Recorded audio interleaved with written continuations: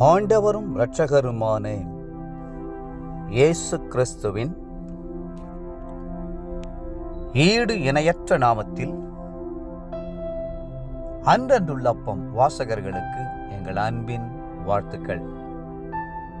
2025 ஆண்டு ஜூலை மாதம் 11ஆம் தேதி வெள்ளிக்கிழமைக்குரிய தின தியானம். இன்றைய தலைப்பு முதிர்ந்த வயதில்.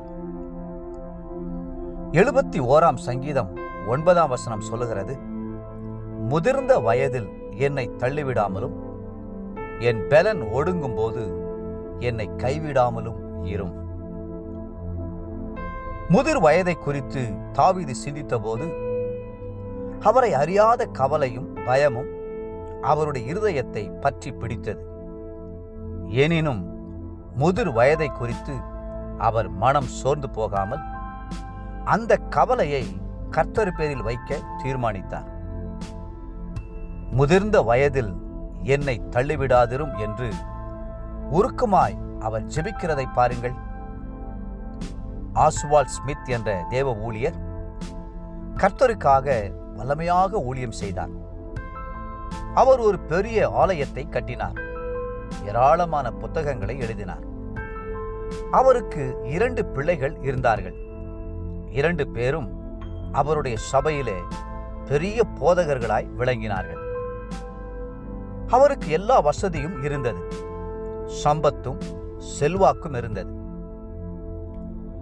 ஆனால் அவருடைய பிள்ளைகள் அவரை முதிர்ந்த வயதில் தங்களோடு வைத்துக் கொள்ள விரும்பவில்லை. தகப்பனாரை கொண்டு போய் வயதானவர்கள் இருக்கும் பராமரிப்பு இல்லத்தில் விட்டுவிட்டார்கள்.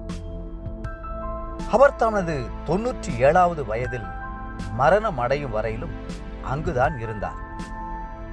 அவருடைய உள்ளம் எவ்வளவு பாடுபட்டிருந்திருக்கும் என்று சிந்தித்து பாருங்கள். தன் பிள்ளைகளோடு வாழ எவ்வளவு ஏங்கி இருந்திருப்பார். பேர பிள்ளைகளை எடுத்து கொஞ்சி மகிழ எவ்வளவு ஆசைப்பட்டிருந்திருப்பார். இப்படியெல்லாம் நடந்துவிடுமோ என்று பயந்துதான் தாவீது தன் முதிர்ந்த வயதில் என்னை தள்ளிவிடாமலும் என் பெலன் ஒடுங்கும் போது என்னை கைவிடாமலும் இரும் என்று கண்ணீரோடு ஜெபம் பண்ணினார்.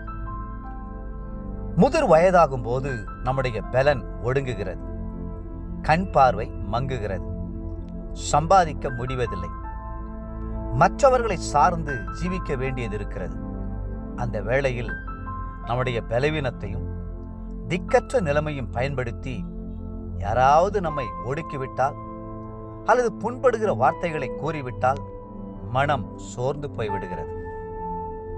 தேவப்பிள்ளைகளே, மனுஷர் ஒருவேளை உங்களை தள்ளிவிடலாம், உங்கள் பிள்ளைகளே உங்களை ஒருவேளை வெறுத்து விடலாம். நாம் மலை போல சார்ந்திருந்தவர்கள் நம்மை ஒதுக்கி விலகி போய்விடலாம். ஆனால் கர்த்தர் நம்மை கைவிடவே மாட்டார். சிறு வயது முதல் நம் கரம் பிடித்து நடத்தியவர் முதிர் வயதிலும் நம்மை கைவிடாதிருப்பார். இதுவரை நம்மை சுமந்தவர் இன்னமும் சுமப்பார், இன்னமும் அரவணைப்பார், இன்னமும் பாதுகாப்பார். தேவப்பிள்ளைகளே, முதிர் வயதிலும் கர்த்தருக்கு பணி செய்யும்படி நீங்கள் தீர்மானிப்பீர்கள் என்றால் உங்களை உயிர்ப்பித்து கடைசி மூச்சு இருக்கும் வரையிலும் ஆண்டவருக்கு ஊழியம் செய்யும்படி உங்களை பலப்படுத்த அவர் போதுமானவராய் இருக்கிறார். இன்றைய நினைவிற்கு 71ஆம் சங்கீதம் 18ஆம் வசனம்.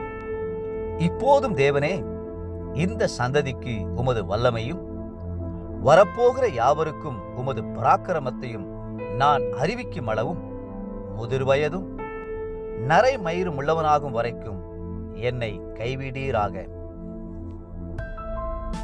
இன்றைய வேத வாசிப்பு காலை சங்கீதம் 1, 2 மற்றும் 3ஆம் சங்கீதங்கள்.